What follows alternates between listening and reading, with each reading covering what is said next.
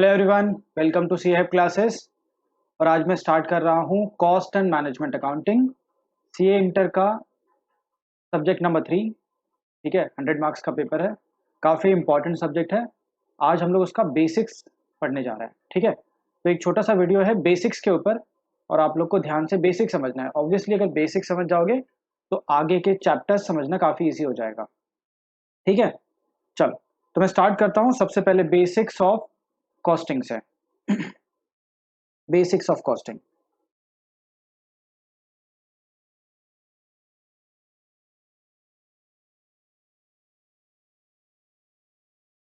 चलो सबसे पहले तो ये समझ लेते हैं यार कि वैसे तो तुम अकाउंट्स भी पढ़ रहे हो, ठीक है, तो इसमें कॉस्टिंग का कुछ एडिशनल रोल है, ज़रूर होगा तुम्हारे सिलेबस में।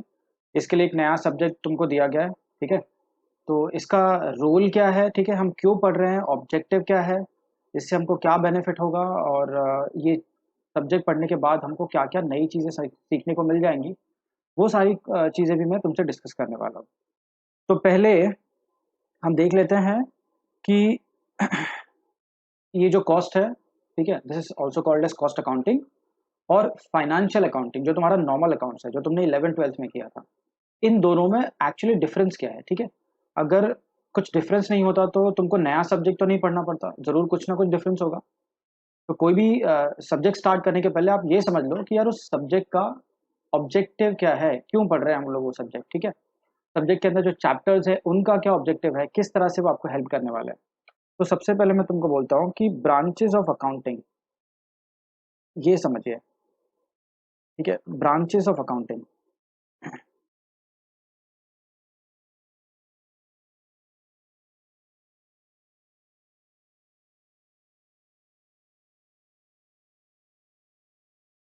तो फिलहाल के लिए इतना समझिए कि यहाँ पे दो टाइप के अकाउंट्स होते हैं। ठीक है, तुम्हारे लिए अभी तक ये समझो कि दो टाइप के अकाउंट्स होंगे। दो टाइप के कौन से अकाउंट्स? फर्स्ट,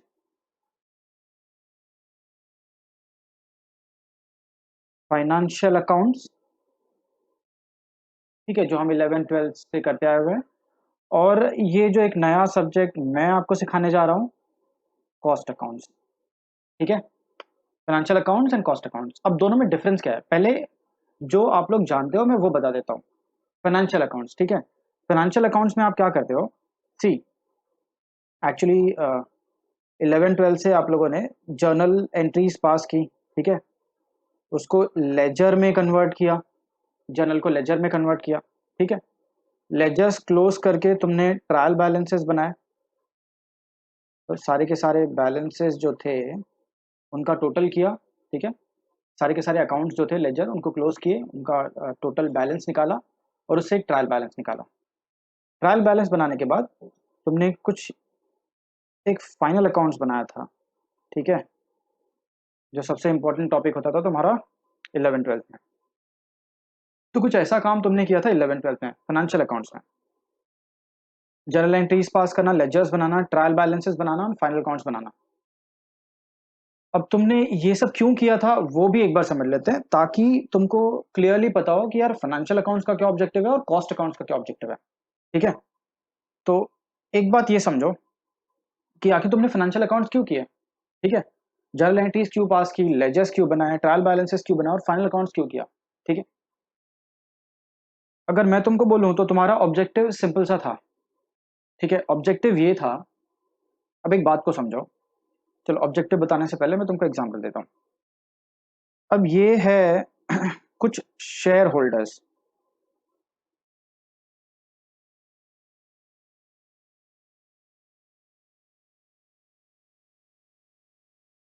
ये शेयर होल्डर्स हैं। ठीक है, लड़कियां भी हैं उसमें। These are share holders.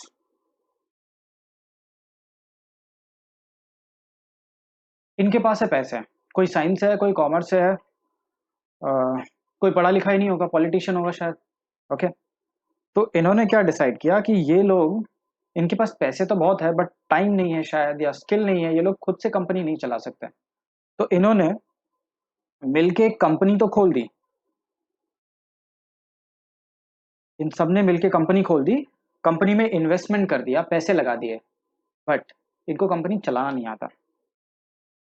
ठीक है, कंपनी चलाना नहीं आता, तो क्या करेंगे ये लोग? तो कंपनी चलाने के लिए इन्होंने एक रखा एक बढ़िया सा एक्सपीरियंस्ड डायरेक्टर। ठीक है, काफी एक्सपीरियंस आदमी है।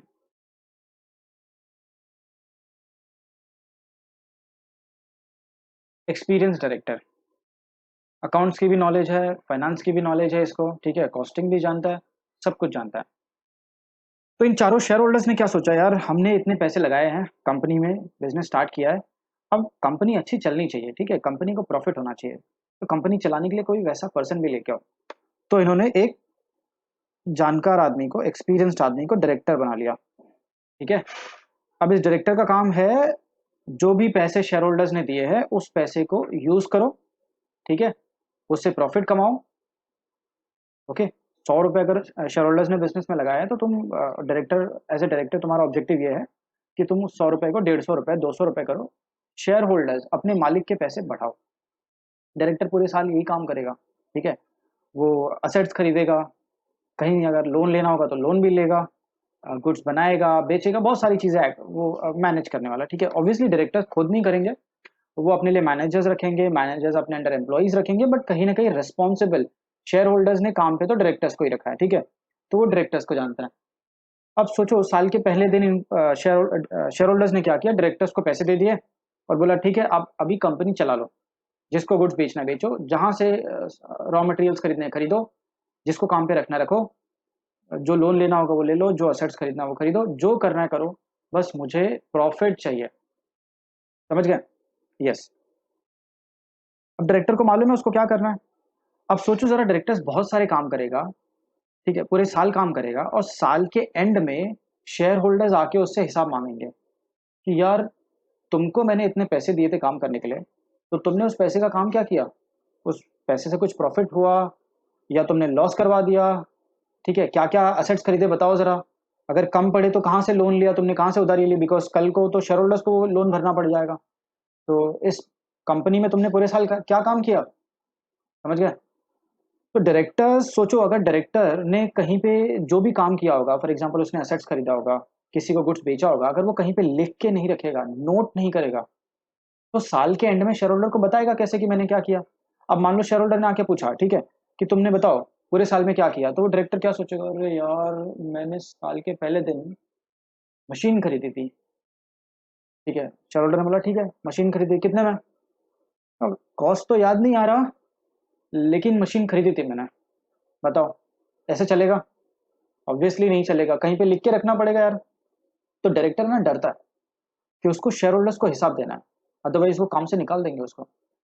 तो वो हर एक चीज जो है ना, हर एक ट्रांजैक्शन, 1 रुपए का भी कोई अगर ट्रांजैक्शन हुआ है तो लिख लेता है, खुद नहीं लिखता, अकाउंट्स मैनेजर रखा है, अकाउंट्स मैनेजर खुद नहीं लिखता, उसने अकाउंटेंट रखे हुए हैं। समझ गए?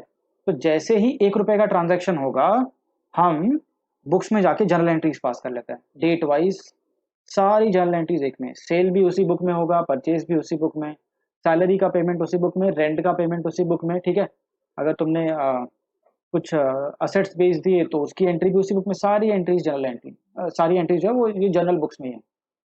अब साल के एंड में शेयर होल्डर आया हिसाब मांगने के लिए और डायरेक्टर ने उसको जर्नल उठा के, इतनी मोटी सी एक जर्नल उठा के दे दी, बोला ये लो, इसमें सारा हिसाब है, हाँ, आपको डिटेल में सब कुछ मिल जाएगा, इधर से देख लो। तो शेयर होल्डर बोलेगा यार मैं पॉलिटिशियन हूँ, मैं पढ़ा ही नहीं हूँ, मेरे को इतना थोड़ी पता है, तो मुझे एक एक चीज खुद समझा, समझा, क्लियर ना। अब डायरेक्टर बोलता है यार ये तो गलती हो गई मुझसे, मैंने तो सारी चीजें जो एक ही बुक में रिकॉर्ड करके रखी थी सब तो खिचड़ी हो गई है, अब इसको कुछ तो करना पड़ेगा, अलग करना पड़ेगा, अगली बार से मैं अलग करूंगा, सेल्स को अलग कर दूंगा, परचेज को अलग कर दूंगा, रेंट को अलग कर दूंगा, समझ रहा, वेजेस का पेमेंट अलग कर दूंगा। तो अलग कर दूंगा मतलब तुमने लेजर्स बनाने शुरू कर दिया कि जर्नल बनाओगे, उसके बाद सारे ट्रांजैक्शन एक में ही है उसमें, तो तुमको सबको अलग करना पड़ेगा, मतलब सबके लेजर बनाने पड़ेंगे, सबके लेजर अकाउंट्स बनाने पड़ेंगे। फिर भी प्रॉब्लम ये है कि एक लेजर में, मान लो सेल्स का लेजर है तो 1000 सेल लिखे होंगे उसमें, या दिन के अगर 100 सेल होंगे सब लेजर में लिखे होंगे, ठीक है, अगले दिन हुए सब लेजर में लिखे होंगे, वैसे तो साल के बहुत सारे सेल्स हो जाएंगे, इतना कहाँ मोटा लेजर शेयर होल्डर देखने वाले हैं। तो उनको लेजर भी नहीं चलेगा। बोलते यार तुम ना मुझे ये 1000 लोगों को तुमने, राम को, श्याम को, ये मोहन सोहन को कितना सेल किया हुआ है वो मुझे मत बताओ, तुमने साल के एंड तक टोटल कितना सेल किया मुझे वो बताओ। तो डायरेक्टर के सामने एक और प्रॉब्लम, यार ऐसे क्या हो सकता है अभी। यस, एक काम हो सकता है, सेल्स का अकाउंट क्लोज कर दो, टोटल कर लो कितना आ रहा है, ठीक है। मतलब उसका तुम ट्रायल बैलेंस बना लो यार, क्लोज करो अकाउंट्स को, ट्रायल बैलेंस बनाओ। अभी ट्रायल बैलेंस में तुमको दिखेगा, ट्रायल बैलेंस में तुमको सेल्स एक साथ दिखेंगे, परचेज एक साथ दिखेगा, रेंट का टोटल पूरे साल का, सेल पूरे साल का, परचेज पूरे साल का। अब तो प्रॉब्लम सॉल्व, सब कुछ समरी हो गया। शेयर होल्डर को चाहिए समरी, उसको 1000 पार्टी के सेल्स नहीं चाहिए, वो समरी मांगता है कि पूरे साल में तुमने कितना सेल्स किया ना वो बता दो, बस एक बार ही बता दो सीधा। तो ये काम भी हमने कर लिया। अब जहां तक तुमको याद होगा ट्रायल बैलेंस में तुम देखोगे तो उसमें सेल्स परचेज, ठीक है, sales purchase, rent, salary, electricity सब कुछ होता है। एक्सपेंसेस भी उसी में होते हैं, एसेट्स भी उसी में होते हैं, लाइबिलिटीज भी होती हैं। अब शेयर होल्डर को ये एक्सपेंसेस लाइबिलिटीज इनसे मतलब नहीं है, उसको चाहिए प्रॉफिट या लॉस। तो तुमको ट्रायल बैलेंस को थोड़ा सा और रिफाइन करना पड़ेगा, उसे पी एंड एल अकाउंट बनाना पड़ेगा। तो ये काम तुम फाइनल अकाउंट्स में करते हो, तुम बनाते हो पी एंड एल अकाउंट, ठीक है। और पी एंड एल अकाउंट तुमको बताता है कंपनी का पास कि पिछला एक साल कैसा गया, कंपनी ने कितनी इनकम्स अर्न की क्रेडिट साइड में, कितना खर्चा किया डेबिट साइड में, क्या प्रॉफिट हुआ। This will tell you past 1 year of the company. Future का क्या, एज अ शेयर होल्डर मुझे कंपनी का फ्यूचर भी जानना है, यार फ्यूचर में कंपनी का क्या होगा, फ्यूचर जानना है तो तुमको देखना पड़ेगा बैलेंस शीट, ठीक है। बैलेंस शीट में होंगी असेट्स एंड लाइबिलिटीज, उससे तुमको पता चलेगा अगर इस कंपनी के पास बहुत सारे असेट्स हैं, फैक्ट्री है, मशीन है, मतलब ये फ्यूचर में चल सकती है।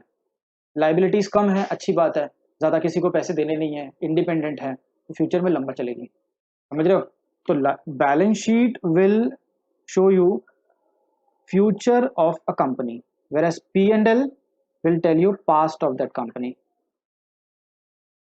बस शेयर होल्डर को फ्यूचर भी पता चल जाएगा P and L balance sheet से, और प्रॉफिट एंड लॉस अकाउंट से पास्ट भी पता चल जाएगा। प्रॉब्लम तो ये नहीं है।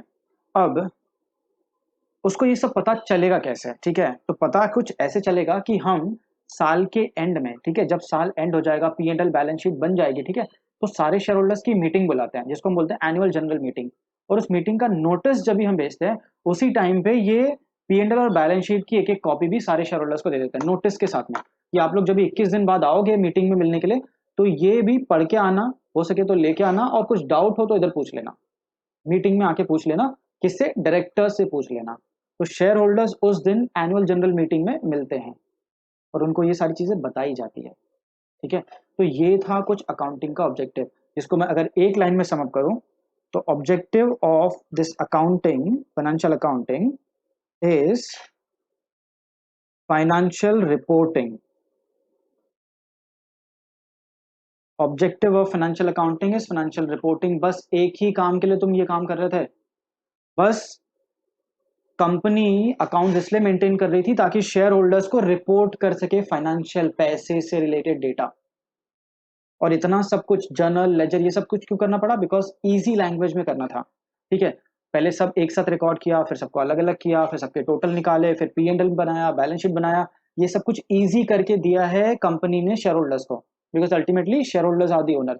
अगर उनको अच्छा नहीं लगा, ठीक है, तो वो डायरेक्टर्स को निकाल भी सकते हैं, और अल्टीमेटली डायरेक्टर्स जो है वो शेयर होल्डर्स का फायदा भी उठा सकते हैं, शेयर होल्डर्स के पैसे खुद यूज कर लेंगे, या उनको प्रॉपर चीजें बताएंगे नहीं, एक्सप्लेन नहीं करेंगे। तो इसके लिए कंपनीज एक्ट भी है कि आपको एक फॉर्मेट है, बैलेंस शीट का एक फॉर्मेट है, पीएनएल का एक फॉर्मेट है, आपको फॉलो करना है, शेयर होल्डर्स को प्रॉपर इन्फॉर्मेशन देनी है, उनको लूटना नहीं है, ठीक है। तो इतना सब कुछ इसलिए करना पड़ता है। और बिजनेस में बहुत सारी अलग अलग सिचुएशन आ सकती है, कभी शेयर्स का बाईबैक हो रहा है, ठीक है, कभी नए शेयर इशू कर रहे हैं तो अंडर राइटिंग ऑफ शेयर्स हो रहा है, कभी कंपनी बंद हो रही है तो लिक्विडेशन ऑफ। तो हर एक सिचुएशन हम कैसे हैंडल करेंगे वो अकाउंट्स में देखते हो आप लोग, तो इसके लिए तुम्हारे बहुत सारे चैप्टर्स भी है अकाउंट्स में, ठीक है। एनीवेज हम अकाउंट्स में नहीं जा रहे, but this is the objective of accounting, financial reporting. हम इसलिए बस अकाउंटिंग कर रहे हैं, ठीक है। तो financial reporting was the objective of financial accounting. अब ये सब कुछ जो होता है ना वो पास्ट बेसिस, हिस्टोरिकल बेसिस पे होता है, मतलब ट्रांजैक्शन हो जाएगा तब तुम एंट्री पास करोगे, या तुमको कुछ डिसीजन नहीं लेना as a financial management, as a financial accountant, तुमको कुछ डिसीजन नहीं लेना, सारा काम हो जाएगा, बस तुम एंट्री पास करो, ठीक है। डिसीजन मेकिंग का काम यहाँ पे नहीं होता है।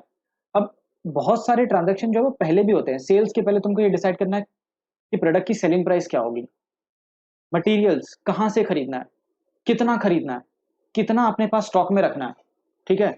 मटेरियल्स कौन से सप्लायर से खरीदना है, कब खरीदना है, इस दिन खरीदना है या 10 दिन बाद खरीदना है, समझ रहे हो। तो ये बहुत सारी चीजें हैं। वर्कर्स को हम पेमेंट कितना दें, पर आवर दें या पर यूनिट, उनको बोनस देना है कि नहीं देना है, तो ये बहुत सारी चीजें हैं जो अकाउंट्स में नहीं है, ठीक है। बेसिकली डिसीजन मेकिंग का काम ही नहीं है, तो तुमको वो सारी चीजें है ना वो कॉस्ट अकाउंटिंग में मिलेंगी, इसके लिए तुमको एक नया सब्जेक्ट पढ़ना है, कॉस्ट अकाउंटिंग, ठीक है। तो अब मैं स्टार्ट कर सकता हूँ कॉस्ट अकाउंटिंग।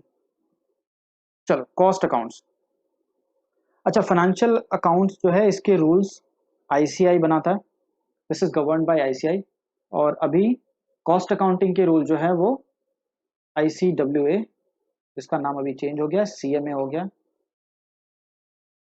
तो ये मैनेज करते हैं, इसके रूल्स ये बनाता है, ठीक है। बहुत ज़्यादा कुछ अलग नहीं है अगर मैं अकाउंट्स की बात करूँ तो, लेकिन फिर भी डिसीजन मेकिंग का पार्ट आ जाने की वजह से कॉस्ट अकाउंटिंग में काफ़ी सारी कुछ नई चीज़ें भी आ जाती हैं, ठीक है।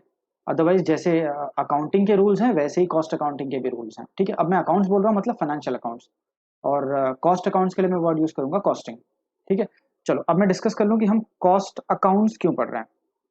तो कॉस्ट अकाउंट्स हम पढ़ रहे हैं बेसिकली, कॉस्ट अकाउंट पढ़ने का अपना पहला ऑब्जेक्टिव है, of objective of studying cost accounts is ascertainment of cost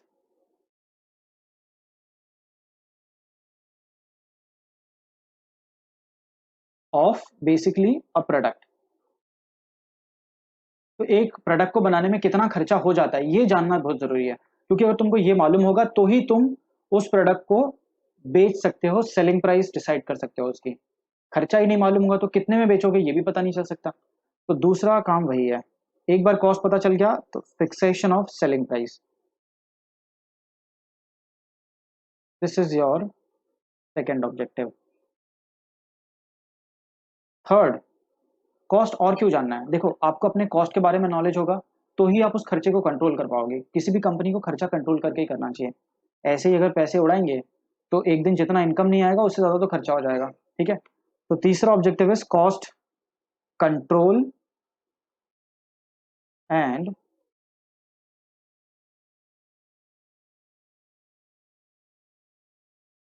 cost reduction, कि खर्चे को कंट्रोल कैसे करें और उसको रिड्यूस कैसे करें, ठीक है। ये वाला जो पॉइंट है इसके बारे में मुझे आपसे बाद में और डिस्कशन करनी होगी, तो वो हम बाद में करेंगे।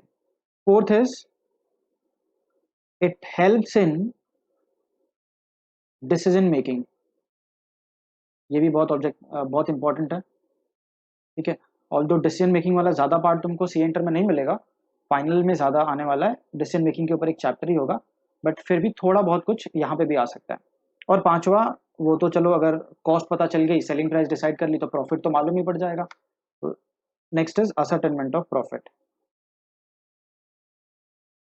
या कैलकुलेशन ऑफ प्रॉफिट। तो कॉस्टिंग का भी अपना प्रॉफिट होता है, जैसे अकाउंट्स का एक नेट प्रॉफिट होता है वैसे कॉस्टिंग का भी एक नेट प्रॉफिट होता है, ठीक है।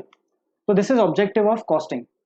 हमको क्यों पढ़नी है कॉस्टिंग, बिकॉज हम किसी भी प्रोडक्ट जो बना रहे हैं, हम कल को जब हम कोई बिजनेस स्टार्ट करेंगे, कोई प्रोडक्ट बनाएंगे, तो उस प्रोडक्ट को बनाने में कितना खर्चा जा रहा है वो हमको मालूम पड़ सके, उसको बेचना कितने में है वो हम डिसाइड कर सकें, खर्चे को कंट्रोल कैसे करें, उसको कम कैसे करें वो हम पता कर सके यार, कि हमको नॉलेज हो कि क्या कैसे खर्चा कंट्रोल करना है या कम करना है। डिसीजन मेकिंग का काम, कि बिजनेस डिसीजन मेकिंग में बहुत सारी चीज़ें आती है। देखो, पहले तो सेलिंग प्राइस डिसाइड करना भी एक डिसीजन मेकिंग है, फिर किसी कस्टमर को गुड्स बेचे या नहीं बेचे, बिजनेस अगर बिजनेस खराब चल रहा है तो फैक्ट्री बंद कर दे थोड़े टाइम के लिए या चालू रखें, ठीक है।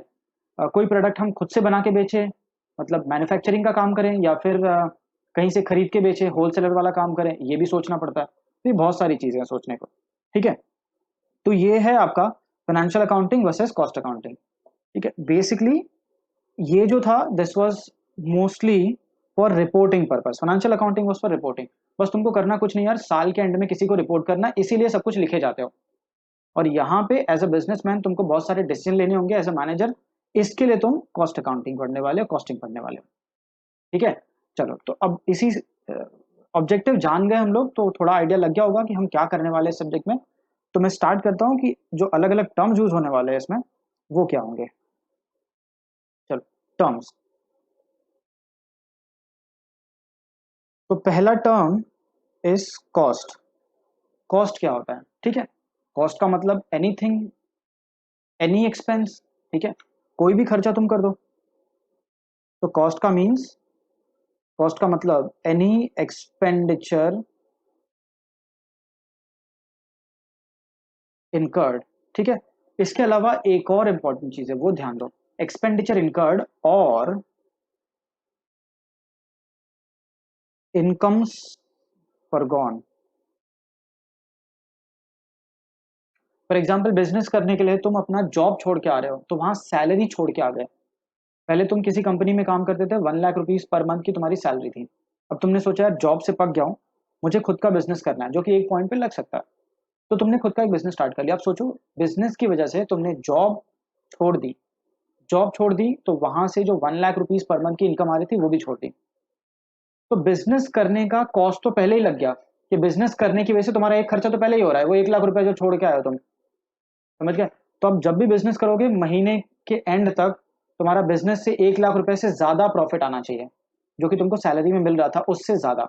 तो 1 लाख रुपए को अपना खर्चा समझो, ये 1 लाख रुपए भी मेरा खर्च हो गया बिजनेस करने की वजह से, सैलरी जो मैंने छोड़ दी, तो ये भी मुझे बिजनेस से रिकवर करना है। This is your cost. ना केवल जो जेब से खर्चा जा रहा है, बट जो हमने इनकम आने वाली थी हमको वो छोड़ दी वो भी। तो this is called as opportunity cost. अगर किसी चीज को अर्न करने की अपॉर्चुनिटी छोड़ दी आपने, तो वो भी तुम्हारा कॉस्ट ही हो गया। दूसरा, costing. Costing is nothing but ascertainment of cost. खर्चे कैलकुलेट कैसे करोगे, ये कॉस्ट है, ये कॉस्टिंग है। ठीक है, तो उसकी एक टेक्निक होती है कि कौन से खर्चे ऐड करने हैं, कौन से खर्चे ऐड नहीं करने हैं, कितने ऐड करने हैं, तो एक टेक्निक है। तो कॉस्टिंग मतलब असर्टेनमेंट ऑफ कॉस्ट। ठीक है, अब तुम मान लो 10 खर्चे करते हो। ठीक है, एक बिजनेस में 10 खर्चे होता है। मटेरियल का खर्चा होता है, वेजेस का खर्चा होता है, सैलरी का खर्चा होता है, इलेक्ट्रिसिटी का खर्चा होता है। ये सारे कॉस्ट हैं, बिकॉज हर हर जगह पे तुम्हारा पैसा जा रहा है। अब मान लो मटेरियल में 10,000 का खर्चा हुआ, वेजेस में 10,000 का खर्चा हुआ, सैलरी में 20,000 रुपए गए। ठीक है, और इलेक्ट्रिसिटी में अगर 10,000 रुपए गए, तो सब मिला के तुम्हारे 50,000 रुपए का खर्चा हो गया तुम्हारा। तो this 50,000 rupees is your cost, total cost. ये कैलकुलेट जो तुमने किया, ऐड, ये जो प्रोसेस फॉलो किया, that is called as costing. ठीक है, यहाँ तो सिंपल था, बस ऐड करना था, बट इस सब्जेक्ट में तुमको काफी सारे टेक्निक्स फॉलो करने पड़ेंगे। ठीक है, काफी अलग अलग टॉपिक्स भी मिलने वाले हैं। तो this is ascertainment of cost. Third, cost accounting. जैसे फाइनेंशियल अकाउंटिंग होती है वैसे कॉस्ट अकाउंटिंग भी है। तो कॉस्ट अकाउंटिंग का मतलब है कि हमको खर्चे कैलकुलेट तो करने ही है, बट कहीं पे जाके रिकॉर्ड भी करना है। ऐसा नहीं कि सिर्फ हम कैलकुलेट करके छोड़ देंगे। 50,000 का जो खर्चा हुआ है वो कहीं पे बुक्स में जाके लिखेंगे। तो cost accounting is nothing but recording of cost. कि मैं यहाँ पे कोई डेफिनेशन नहीं बता रहा हूँ आपको, ठीक है, मैं सिर्फ मीनिंग बता रहा हूँ। डेफिनेशन तो बुक्स में मिल जाएंगी, और डेफिनेशन पढ़ के क्लैरिटी उतनी नहीं आएगी जितनी आपको मीनिंग समझ के आएगी, इसलिए कोई डेफिनेशन तो आपको पूछने वाले नहीं है। तो cost accounting is recording of cost. Last one is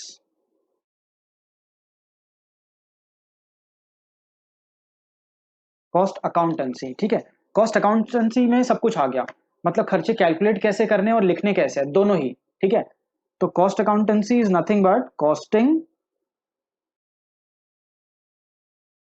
plus cost accounting. अगर मैं दोनों चीजें एक साथ लिख दूं तो this is called as cost accountancy. ठीक है, तो अभी तक हमने देखा फाइनेंशियल अकाउंटिंग और कॉस्ट अकाउंटिंग के बीच का डिफरेंस, ऑब्जेक्टिव दोनों के देखे, और टर्म्स देखे कि कॉस्ट, कॉस्टिंग, कॉस्ट अकाउंटिंग और कॉस्ट अकाउंटेंसी का मीनिंग क्या है। ठीक है, उसके बाद हम लोग देखने वाले हैं अभी, आज शुरुआत सिर्फ इतने ही टर्म से करेंगे। एक छोटा सा पॉइंट समझेंगे कि खर्चे जो है वो कितने टाइप के होते हैं। ठीक है, चलो तो मैं स्टार्ट करता हूँ। टाइप्स ऑफ कॉस्ट, ठीक है। वैसे तो तुमको अलग अलग बहुत सारे टाइप के कॉस्ट मिलने वाले हैं, बट सिंपल ये समझो कि जो सबसे ज़्यादा पॉपुलर है वो है types of cost based on elements, कि खर्चे के अंदर एक्चुअली होता क्या है, ठीक है। खर्चे के अंदर क्या होता है, तो अगर मैं इस तरह से बात करूं तो कॉस्ट के एलिमेंट्स होते हैं material first, labour and expenses, ठीक है। Now what is material?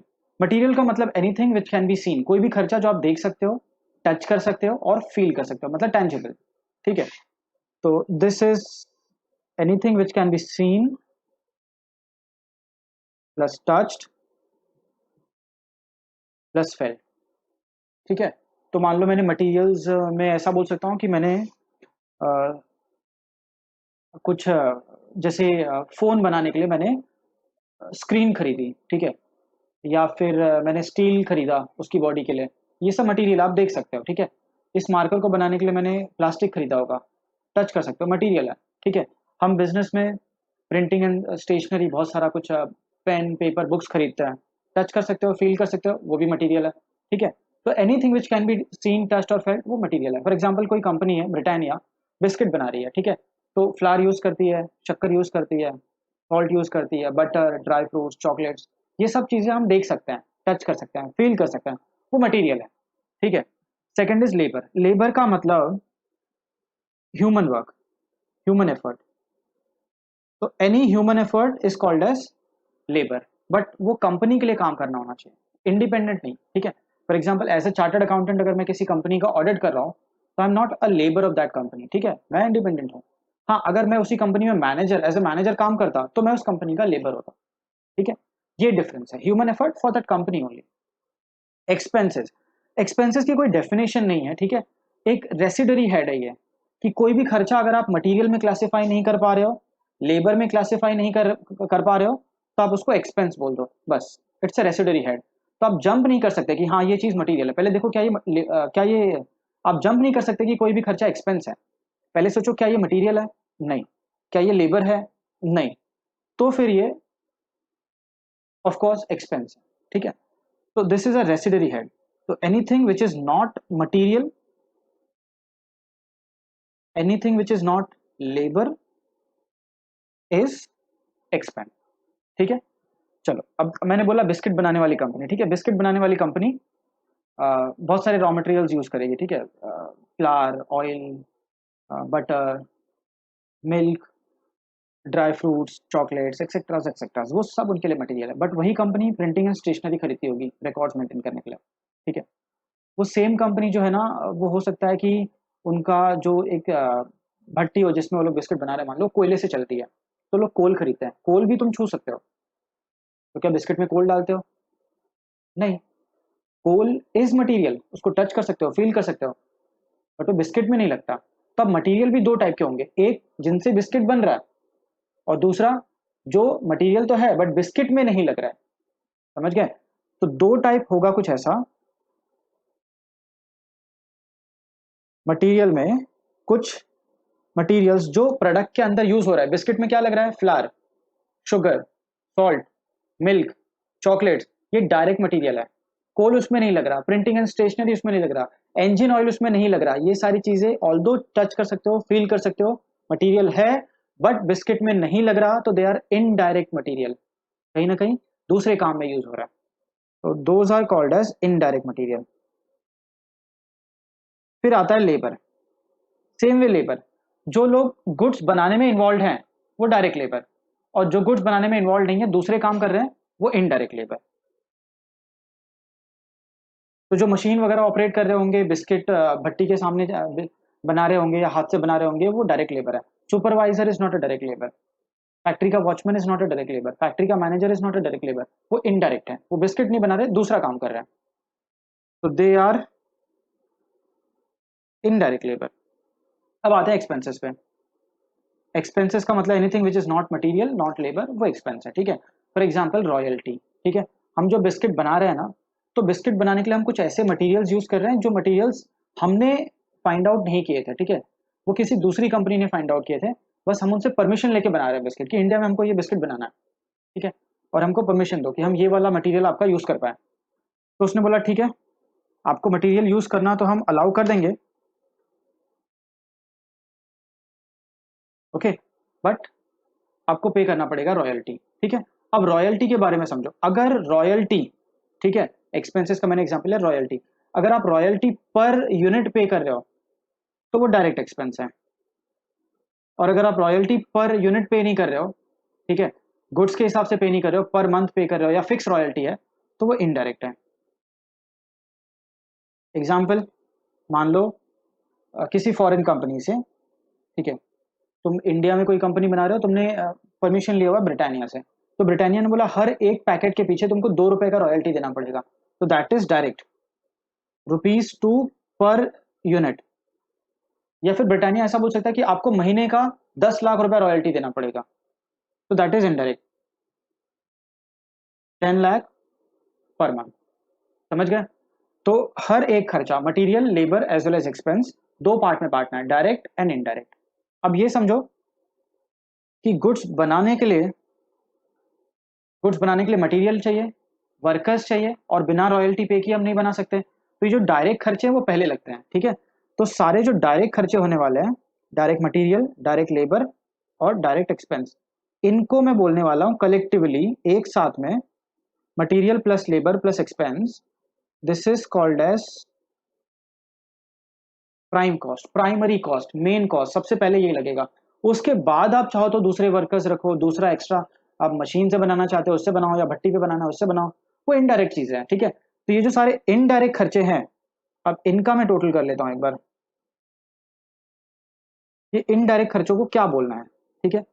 तो all these indirect cost, indirect material, indirect labor and indirect expense, these are going to be called as overheads, ये overheads हैं, ठीक है।